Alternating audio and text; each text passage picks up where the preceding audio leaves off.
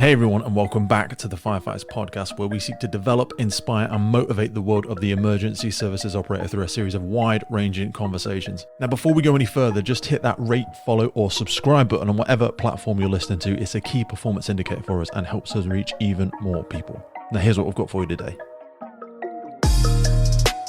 So we tried something a little unique on today's podcast. Following the British Firefighter Challenge, we wanted to do like an athlete roundup. Honestly, it was such a great event this year. We wanted to capture kind of people's thoughts and experiences. There was loads of new athletes there. We had so many more relay teams than we've ever had before.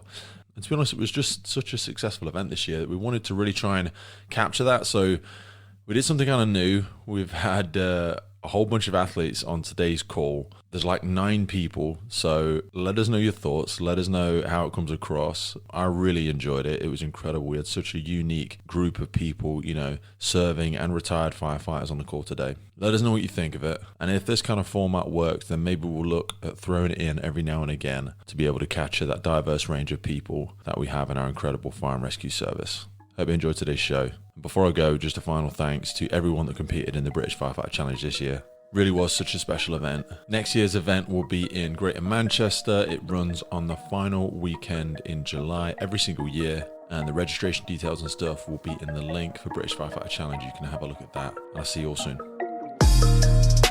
James, can you just kick us off with where the event was and sort of your thoughts on the setup and all that sort of jazz?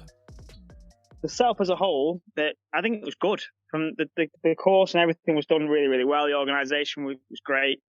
The yellow volunteers, went above and beyond this year. It was class all around. It was really, really good. It's a great event. My first time doing it in a city centre, which was a whole new experience. Very different to doing it at Morton, which had its pros and cons. Pros for Morton, it was a really good family atmosphere. It was just the fire service. There was no one else. But in the whole on Hull city centre, you've got the whole passers-by getting involved. There was a really good atmosphere, which was cool.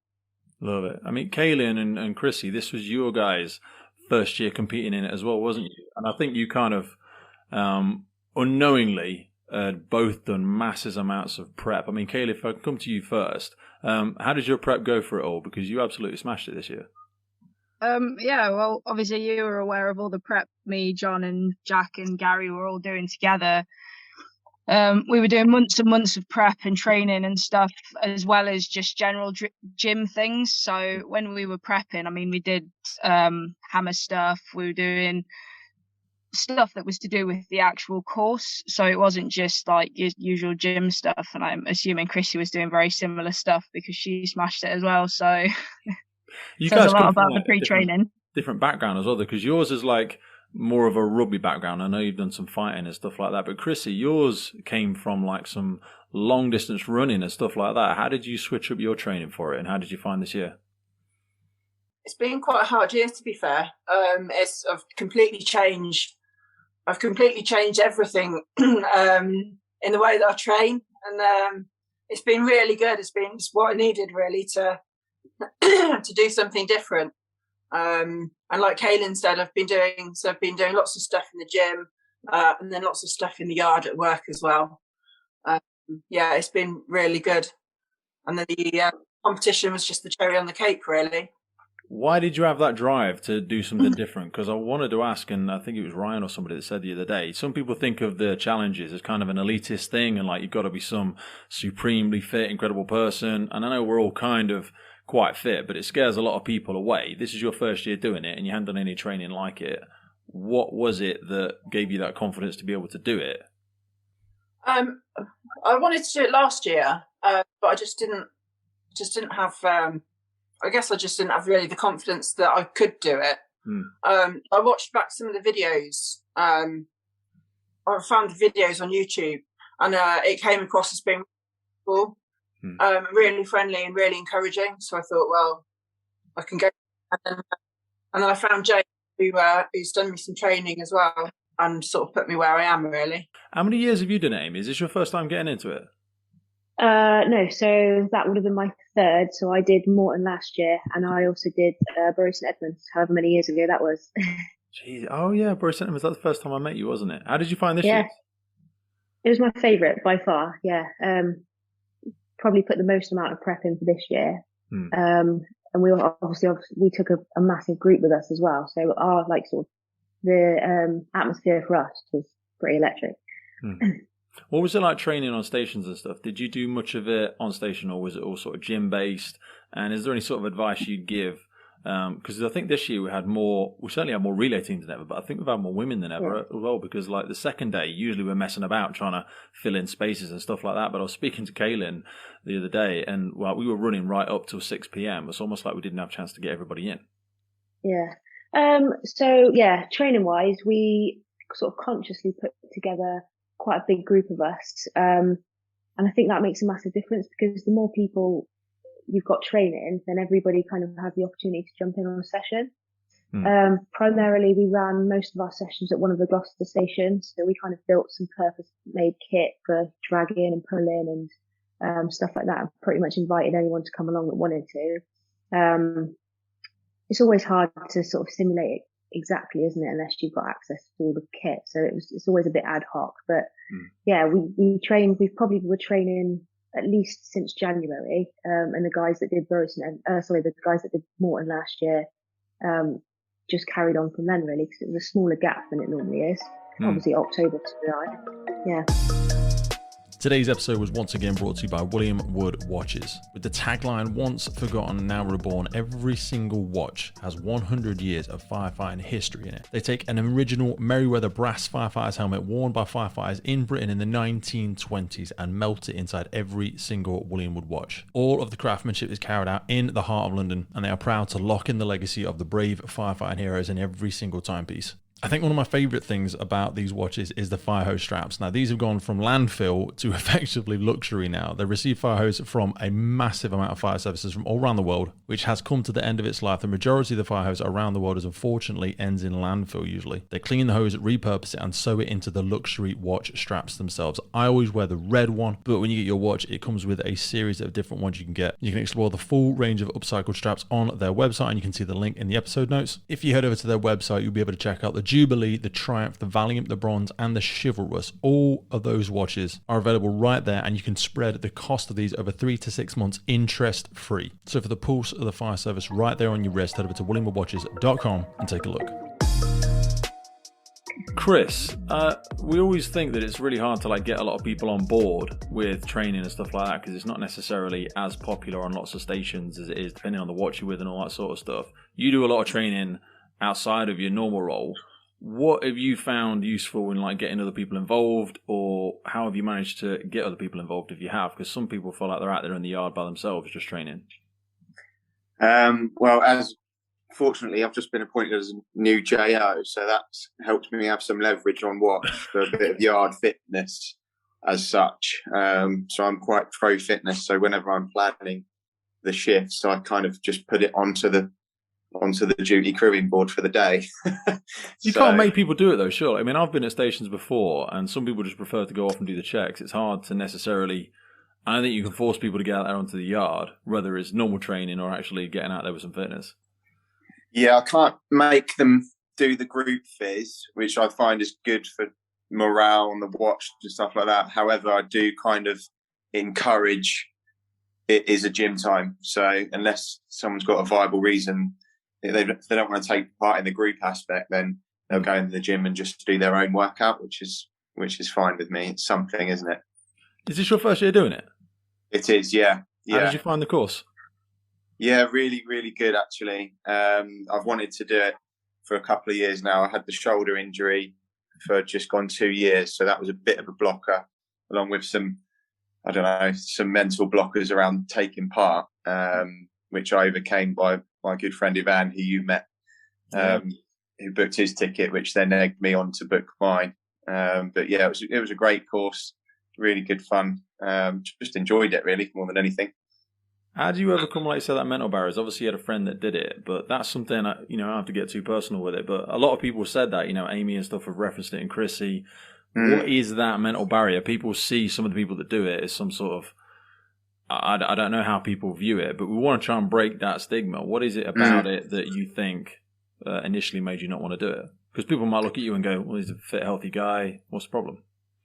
Yeah, this is something my brother and I have discussed, and it's like I'm not a fitness person. I'm a person that enjoys fitness, and that ethos has helped me, as well as I've stopped pedestalizing people that enter the competitions, and actually they're just like good normal people that enjoy just doing something a little bit different. My mate egging me on was a massive thing that helped me overcome the mental barriers, as well as sort of rationalizing irrational thought processes about what ifs, and what if I fall over, or what if I make a mistake. And then I was like, well, actually it's not actually that bad. It's like, let's just carry on and basically crack on with it and have a bit of a laugh whilst doing it.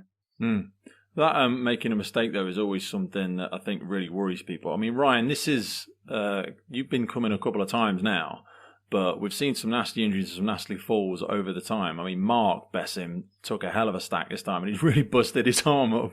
How did you find the competition this year? Because the times were a lot faster as well, I thought. Yeah, it's before we obviously took part on the course and whatever, we were training up in Cheshire, and we would, as you do, you kind of time yourself just to give you an idea of what ideas you're going to get on the course and what have you. And when we were timing ourselves training, we were getting a lot more time. So my time, for argument's sake, was probably coming in around about 3:10, 3:15 or something like that while we were training. And then on the course, it ended up being 2:37, which was, it surprised me, to be fair. So it was a relatively quick course. But then obviously you've got to think about the adrenaline when on the course, it's pumping through your body, the atmosphere and stuff like that, and obviously playing the unofficial AC/DC on the course as well. So, everything kind of adds to the adrenaline and the hype of the course as well. So it's just it's a massive buzz, isn't it? And obviously that all adds to you completing the course as quick as you can. Say as quick as you can. We talked about it being elitist and stuff like that, which I completely disagree with. One of the things that I really liked this year was, because of previous years and the way it's been run, and there's been that many competitors, we've had to put a time cap in of 6 minutes. However, this year it was good to actually see people to just let the time run. Although we kind of ran over on both days a little bit longer than we wanted to, but that allowed people just to complete the course. And for me, that was probably a massive ego boost for individuals, just to complete the course and say, do you know what? I've done it. And that's what it's all about. It's about bringing people down to the course, into it, and just letting them run wild, as opposed to being, we're looking out for the elite firefighters. We're not. We're looking out for people that just want to get involved and give it a go, basically, don't we? So I love that, brother. Gary, this is your first year doing it, isn't it, my man? And I think I'll be right in saying you are our oldest competitor this year at 67. I don't know if you're the oldest we've ever had to be. How did you find the course? I'm 66, not 67. Sorry. I might look 67. The course was great. I mean, the atmosphere, the setup, everything. When I got there, I used to compete years ago internationally in a different sport, and looking at the arena and how it was set up with all the stands and the crowd, and I just thought it was brilliant. I mean, I don't worry about the crowd when I'm doing stuff. I mean, I'm well past that. I don't listen to the crowd or anything like that, but I could imagine it's really sort of inspiring for some people and a bit intimidating for others. Yeah. But I thought the way it was set up, I thought it was brilliant. Obviously, I'm a bit of a one-off in this group because I didn't actually manage to complete the course, which I'm, disappointed with. I've watched the video back a couple of times. I don't overanalyze. I just watched it back a couple of times. Look at the timing, see where I lost time, see what things I could have done better, which was, a few. Obviously, I looked quite pedestrian when I was doing it, but I mean, you know why. Mate, I don't think you look pedestrian at all, and I think the amount of prep you've done for it has been incredible. I mean, we don't have to go into too much detail, but how does this compare to things you've done in the past? Because I know you kind of brush over it and say you've done some stuff in the past. You're international, high-level martial artist for quite a period of your career, and you did 30-something years or whatever it was in the fire service. Yeah, how is it coming into training like this? Because as much as you feel like you have been retired for a while, I think I'll still be working when I'm 65. I'll still be in the fire service. A lot of people you might well be. our age will probably still be working then. And I don't know, given all the silliness I've done to my body in the past, how have you stayed in shape all up until this point? And what was training different compared to when you did the martial arts? Well, I've always tried to keep in shape. I started martial arts when I was 15. I joined the fire brigade when I was 18. So I had two good incentives to train. Obviously, I wanted to compete. I wanted to do well in karate. And the drill sessions at the time, I mean, back in the 70s, I mean, like, probably some of the youngsters, your dads might tell you about it. I mean, we used to get loads of kit out. Everything was done at the run. The drills were epics, like laycons off, hauling stuff off, let's get the TL out, I mean, every session was mega. So when I went down to Morton and I saw stuff, I mean, it just awoke a deep memory deep inside, that, this is brilliant. This is the sort of stuff we used to do. But obviously inside this 66-year-old body, there's a 25-year-old fit bloke wanting to get out. So I watched it and thought, I'd love to have a go at that. I just wanted to be the first old age pensioner to complete the course within the time. So the first time I met up with John, we were going to do some horrendous bloody step runs at the quarry. I mean, Cailin will know what I'm talking about. Yeah. About 140 steps or something. I mean, I was absolutely, excuse my language, ladies and gentlemen, but I was absolutely fucked when I got to the top. I just thought this isn't going to go very well at all. And I told John about some medical problems. I thought it's just fair to full disclosure, just so he's, if he gets some corks on his hands, he knows where to deliver me to. Anyway, John, good as gold. I mean, if any of you, from wherever you are, if you get the chance to train with John, he's a really, really good coach. He just told me, do what you can. Don't worry if you have to rest a bit more. Don't worry if you need, when we were doing like the stair running, if everybody else did 5, I'll probably do 3, But it's just been brilliant to be part of the group. I don't want to monopolise this, but as a retired member, there's quite a lot of people. I mean, I'm sure you all know, you check all your kit in, but you can't check in your health conditions. You take them with you into retirement. Like quite a lot of us from back in the 70s, we didn't wear BA so much. Various things. I'm not looking for sympathy here, but it's just factual that a lot of us have got some kind of lung condition or something. So I speak to quite a lot of retired members that are worse off than me, far worse off. And when you've got things like that, you tend to go one way or the other. You either think to yourself, right, I've got this, I'm not happy about it, but I've got to make the most of it if I can. I've got to keep pushing myself, otherwise it's just a race to the bottom. And then you get the other side where you get some of them who think, well, it's like growth and fixed mindset. I've always had the growth mindset. I think if I try harder, I can improve. Other people think, well, I've got this horrible condition. My life's basically over. I can't do any exercise like I used to enjoy in the past. And they tend to get a bit passive, which is the worst possible thing you can do. So just to sum up, I've really enjoyed the training. Training with John and Cailin and Jack and the others, it's been brilliant. My chest condition has improved because I have managed to push myself a little bit. Still not where I'd like to be, still not where I was when I was 25. But I think for any retired member, if you can get them involved, exactly like the youngsters, a lot of them, they're proud people. They've done a physical job. They've probably done good rescues in the past. They're proud people. They don't want to look a chump. Who does? Nobody does.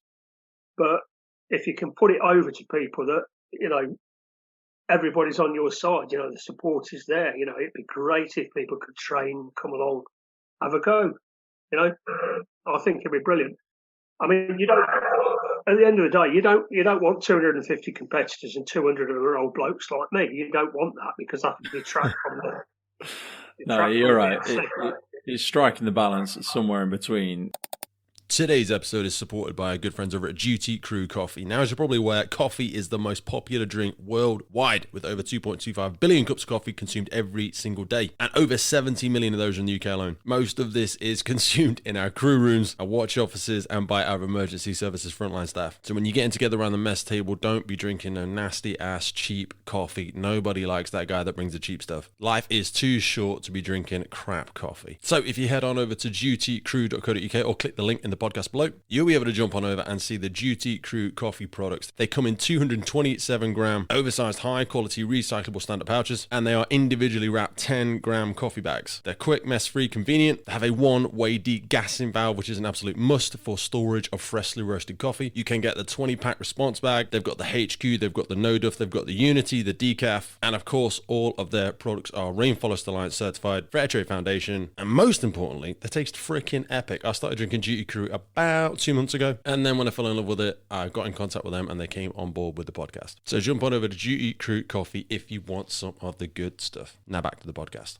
James, Ryan, what about yourselves? Because, James, you slipped on the Kaiser this year, and I know, obviously, we said that Mark stacked it.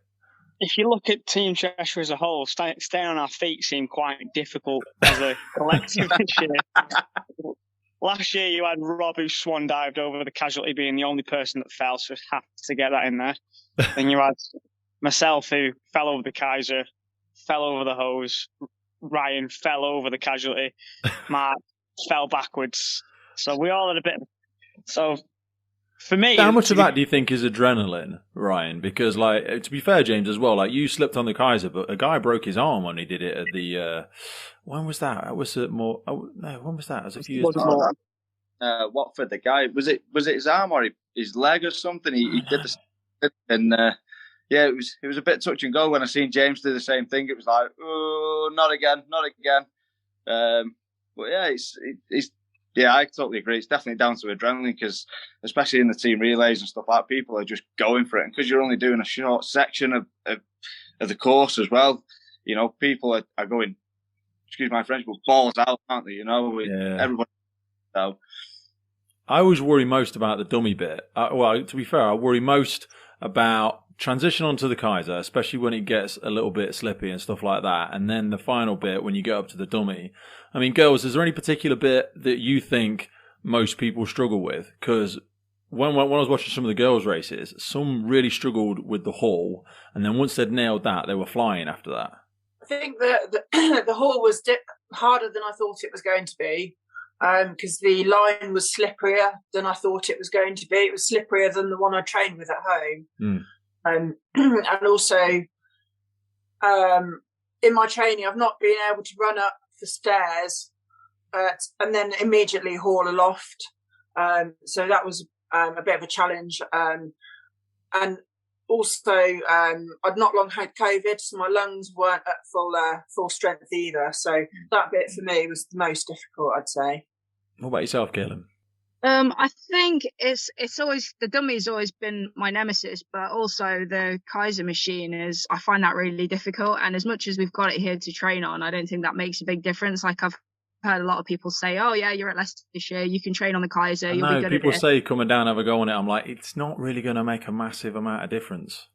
No, it's a very specific technique that you need to have for it, and I think it requires a lot of training, and people don't realize that when you do the training, you end up with really sore hands for about a week, and you can't hold things and you can't eat. And you can ask Gary, because we've literally texted each other and gone home and say, can you hold your fork to eat your food? Because I can't for about a week. So definitely the Kaiser. And then I think the thing with a dummy is, if you've gassed yourself before, which a lot of the female competitors I think have, because we're basically the same size and weight as the dummy, some of us are smaller. When you get there and you're gassed, you really, really struggle with the dummy. I did that last year, so I found that really difficult. But obviously with the Kaiser, even though I've practiced on it, I was still not exactly as good as I wanted to be, put it that way. So I find those are the two most difficult ones. But I do agree with Chrissy as well about the line. I consider myself to be quite good at hauling, but I quite struggled with it this time round because the line was wet and I found it just slipping through my gloves. Did you ever do anything on the... I always just use 2 pulley machines and just cross them over. People always say, using kettlebells and stuff like that. But if you just drop a set of cable pulleys all the way to the bottom and then stand on like a small bench, that's all I've ever done for it. Because as much as people do press-ups and shoulder press and clean and jerks and all that sort of stuff, it's all rear delt work. And people just do not. It's such an immature muscle on so many people. What about yourself, Gary? Yeah. There was 2 things I found quite hard. I mean, one's bizarre, really. We've been training with a particular BA set, over my career, I must have rolled up thousands and thousands of lengths of hose. So, I mean, I was fairly sure the muscle memory was still there.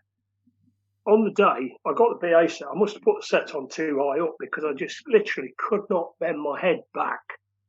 So you're supposed to look forward, obviously, look where you're rolling. But I was looking down, almost behind me. So, I mean, that was uncomfortable. And it seemed there was no speed in it at all. But where I really ballsed up, just really, really didn't work. During training, we had two choices. We had a rescue Randy, which is this bloody horrible thing. It's about your size. It's massive, you know. I was picking it up because I'm on blood thinning medication called rivaroxaban. So I was picking this rescue Randy up, and like my arms were just covered in bruises. I mean, like it was really, you know, quite uncomfortable. So the option at Eastern was to drag a tyre, where, you know, you picked up a belt, dragged it. So you've got the feeling for the weight. But I'll correct this for next year because I want to put this right next year. I wasn't quite used to picking up the dummy, and I just balls it up completely. I thought I'd be able to fold it double. Well, of course, because it's got the back plate, I wasn't able to fold it double. I noticed some people were almost sort of like, they're almost doing like a triple extension, almost like a power clean with it, and then dropping down and grabbing it around the waist. Well, I didn't. I just picked up the top third of the dummy. I got it quite low. I mean, my hands were just in front of my balls, basically, and I could feel it draining. So I thought, I'll put it down and I'll try and pick it up better. No chance. It was worse. Yeah. And then I did that 2 or 3 times, and as you know, you were right next to me. I mean, I was completely You've really got to go for a single pickup on that. Yeah. And I think a lot of people that do any sort of Olympic lifting or anything like that will appreciate it. When I never used to do any of that, I found it really, really hard. But getting that mobility, and sometimes it's predominantly ankle mobility, if you can get into a really deep squat and really get your ass to grass, then you only have to get away with that one pickup. Most people just try and bend over at the waist and don't really bend their legs at all. Right. And they just don't get low enough. Like you say, with the rescue Randys, they're nice and rigid. You see in some of the Americans and the Firefit and TFA and stuff like that, it's a rescue Randy, and it'll dig into your forearms, but it holds its own rigidity. So you haven't got to squeeze it as much. Whereas these, and a number of people, I saw it just slip through their hands. I mean, how did you find it, Amy? Just to sort of close out, what was your thoughts on the course and any bits that you particularly struggled with? Yeah, so the course, I think, it doesn't get any easier. That's the one thing. Every time you attend, every time you give it a go, it doesn't seem to get any easier. I think because you just push yourself harder and harder every time. So when we sort of do training sessions and get people involved, we kind of almost make it so that it's a bit harder to begin with. So, you know, in kit and stuff is difficult anyway, but, you know, making sure that they're training with the gloves on and things like that. Because I think particularly for the females, that's what we struggle with, grip strength generally, because our gloves aren't incredible. The casualty is always hard because you want to leave enough in the tank to get there and have it, but you also know that you want to go all out at the beginning. So I'd say particularly for the female participants, it's the haul is something that they worry about because they just don't practice it enough, or they don't have they don't train with it enough, and then it's having that bit left for the casualty. But personally for me, I think I always worry about not having enough of the casualty at the end. Really? Yeah, I don't know why. I think it just gets in my head. But then it weighs more than I do. It's taller than me. That's a big thing. And, I've said that with a few of the athletes. Yeah. It really is. I think if the course was much lighter and much quicker, and there's a few that we're going to do in this year where they are shorter, quicker courses, I become worse and worse because I always say nobody my sort of height or weight should ever win anything like this. I think the optimum weight, and it'd be interesting to see what the guys think, I think the optimum weight is like 12 or 13 stone. You know, I'm up around 18 stone, and I think that's way too heavy for it. But you've got loads of mobility as well, though, Amy, because you do a load of power. You do Olympic lifting and stuff, don't you? Yeah, try to. I mean, I suffered sort of the last year with my back, so I've done a little bit more to make sure that I'm, you know, because obviously my job involves a lot of lifting and bending. So I've made sure I've been quite key on mobility and stuff. So yeah, it definitely helps when you've got to stand up, bend down with the competition. But sort of just going back to the casualty thing, I know it's probably also one of my favourite things about the competition that the female competitors do exactly the same as the male competitors. And I know for sort of the audience sake, or the people who are walking by, to realise that that's exactly what's happening. I think that, that's one of my favourite things about the competition, because there'll be a lot of men that can't finish it, and there'll be females that smash it out of the park, and it's just, I think, one of my favourite things to watch. James, what's happening with the Cheshire towards the end of the year? Do we know? There's nothing been officially set in stone. Obviously, Useless. One bloody job. But it's very much. So we're trying to find a venue, because the venue that we did it in originally is probably not going to be there anymore. It's getting bulldozed. We're having discussions at the minute of 2 other possible venues. Obviously, I've been trying to chat to Hayaks to try and get their tower, which they've said not a chance because it's too big to get on a boat. But Mark's leaning more towards just doing the one event. Me being the optimistic person that I am, I want to do the physical and the virtual, because I think the virtuals are really, really good, like, baseline just for anyone to get involved. It's a very I think good. The virtual one's less intimidating as well. I think people can go and do that. They haven't got the massive crowd. As much as the crowd cheers you on and stuff like that, it can also be a little bit intimidating. People don't want to fall over in front of everybody seeing them and all that jazz. And on top of it, with the virtual, if you do fall over, obviously it's all filmed. Unless it's writing, we're not gonna post the video of you falling over. Anybody with anything else? Chrissy, I know you're coming to the event with us in October.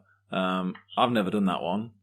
Any thoughts on how it's going to be any different? I think it's a shorter course, and I think it's a big. Is it under air? Does anybody know? It is under air. Nice. I'm really looking forward to it. I think I'll say this now, but this might change. That I don't think there'll be as much pressure. I felt quite a lot of pressure for the British Firefighter Challenge, but I think this won everything. Will be a lot more. Will just be fun, as much as it can be fun. It will be. It'll be great. When you go there, we've done Tours 1, and we've done Toughest Firefighter Alive and stuff like that. When you go over and do some of them, they're really, and some of them are really long. I forget which one it is because John's not here, but we did one where it's in 4 stages in Germany, and you do all of that under air. So yeah, look, as much as we have the international athletes, the Germans, the French with the Portuguese over last year, we obviously had all the people from Gibraltar. It's really great to see the whole sort of sector growing. We've got the Cheshire, we've got the Welsh, we've got the British. I'm no doubt there's going to be a Scottish start cropping up soon.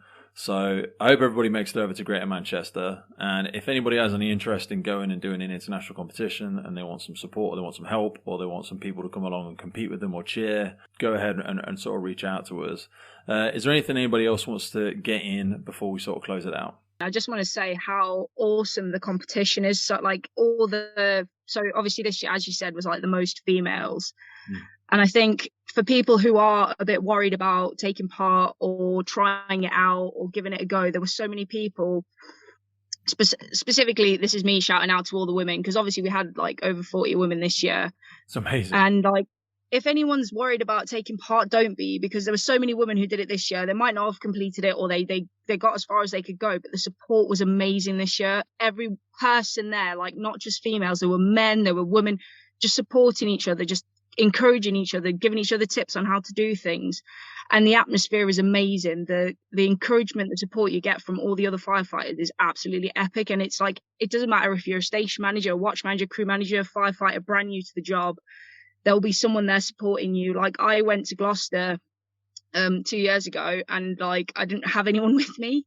It was just on my own, and I just started talking to people. I started talking to Amy, and like everyone's so friendly. You could like Chrissy went on her own this year and got adopted by Cheshire. So like just like don't be scared to have a go. Don't be scared to look like an idiot, because we do that in everyday life anyway. So like if any women want to take part, like I've got loads of people on Instagram.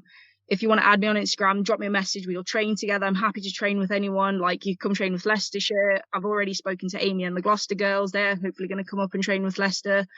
It's a big family. We're a fire family. It doesn't matter if you're fit, unfit, trying to get fit, whatever. Just like come and join the family. Come and get fit with us. It's a load of fun. And yeah, you feel like you might die on the day, but it's worth it when you get the medals. So absolutely love that. Couldn't have said it better myself. Well, like, you know, if anybody that's on their own, it doesn't really want to come down, Cheshire will adopt anybody. We'll take anybody. We'll have them all. It's too late now. I've already bigged up Leicester, mate. You can't come jump in now. They're just trying to snag some good ones for the team. They were trying hard to get that service medal. I know they were. Just goddamn Leicestershire's too quick. Sorry, Leicestershire's just top tier. No, but you're absolutely right. And just to echo that, if anybody wants that support, the British, the Welsh, the Cheshire, reach out to Cailin, reach out to anybody on the team. And also, what people don't see on the videos is when you get up there, you can step out onto the course, you can have a look at stuff, you can go and have a feel of the hose, you can go and feel what the force machine looks like. It's not just... And people said that. They were standing behind the barriers like, oh, God, I'm doing it later, but can I come and have a go? 100%. Of course you can come and have a go, step out onto the course. What I always love most about it is you get to meet everybody's families and their friends and, their brother or their sister or their partner or whatever. It feels really surreal because there's people from all over the world. We get some of our great athletes there. So absolutely love that. Couldn't have articulated it any better. Anything from anybody else? Gary, yourself, brother?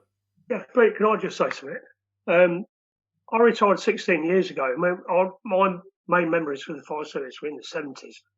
And the banter, the messing around, the piss taking was legendary. And over the time since I retired, I've been on fire stations and as computers have come in, sometimes it's very quiet. There's just people sitting there on computer screens and everybody's off in different rooms on their phones. And I thought some of the spirit had been lost, I'll be honest with you. But I found it again the other day because the atmosphere amongst the firefighters was exactly like it was in the 70s. Just as strong, just as determined, just having a good time, everybody supporting each other, and it was brilliant. And I really want to put that across, because people talk about the fire brigades change, there's less banter and it's more corporate and all the rest of it. But at an event like the BFC, it was exactly like I remember it, and that's brilliant. No, 100% agree, mate. And you are right. We try and strip away all of that BS, and underneath it, there are some incredibly passionate people. They just have to gather all the freaks together and put us at events like this, and then we can kind of do whatever we want. And then all the grumpy bastards will just tut and roll their eyes and put their negative comments on social media. But that's just because they haven't found that passion, or maybe they've lost it at some point in their career. And they're always welcome to come and join us. There's always space for everybody else. Anybody else on some closing points, and then we'll sort of wrap it up. I personally, I just love watching the competition grow. I think from Bury St Edmunds all those years ago, which seems like forever, but up to Hull, just the competition's been amazing since day one. But just watching it change and the amount of people that get involved, and you know that I'm good mates with Ches, and just seeing how passionate Ches is about the whole competition, and then every year welcomes us there with open arms and. Forgets what service he's in now and thinks he's back in the Greater Gloucester. But just mad. But it's definitely something that I look forward to every year and dread in equal measures, I think. Right, and I think it's only going to continue to grow. We're at that really unique point in the UK Fire and Rescue Service. So many people are retiring. Oh God, we're losing all the experience. Yeah, you know what? But so many great people are joining as well. So we're on the crest of that wave, and so many people are more engaged with fitness now. So I'm really excited to see the future of it. I'm really excited to see everybody, if Cheshire can get their head out their ass and organise something for the end of the year. But worst case scenario, we'll wrap round and we'll all be back in for the season again next year. But thanks everybody for coming on. I'm surprised how well we managed to do this, and I'm sure everybody will get a lot of benefit from it. So thank you for taking time out of your evening to sort of join us. And thanks for sorting, Pete. All right, gang. Thanks so much. Love you all. And nice to see you all. Nice to see you guys. Bye. The Firefighters Podcast is a global podcast seeking to develop, inspire, and motivate the world of the emergency services operators. Through a series of wide-ranging conversations celebrating those within our sector, we seek to encourage and support this incredible group of people. It's brought to you by myself, operational firefighter Pete Wakefield, and I speak with individuals from all walks of life who I sincerely believe can add value to or develop those who have chosen this life path. Please support your emergency services wherever you are in the world, and thank you for listening.